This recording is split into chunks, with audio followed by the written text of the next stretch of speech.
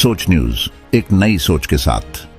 Lions club of Kalol mid town દ્વારા મફત છોડ વિતરણ કાર્યક્રમ યોજાયો। તાજેતરમાં સરકાર દ્વારા એક પેડ માં કે નામ અંતર્ગત પર્યાવરણને સંતુલન જાળવવા વૃક્ષારોપણ કાર્યક્રમ કરવામાં આવે છે। ત્યારે કલોલ શહેરની Lions club of Kalol mid town સંસ્થા દ્વારા પંચવટી વિસ્તારના હનુમાનજી મંદિર પાસે મફત છોડ વિતરણ કાર્યક્રમ યોજાયો, જેમાં પર્યાવરણ પ્રેમીઓ માટે તુલસી, તિલક, ગુલમોહર, ગુલાબ, લીમડો, આસોપાલવ, જામફળ, જાંબુ, સીતાફળ, કેન્ટા, કરણ અને નીલગિરી જેવા છોડોનું વિતરણ કરવામાં આવ્યું। આ છોડ વિતરણ કાર્યક્રમનો દરેક પર્યાવરણ પ્રેમીએ લાભ લીધો।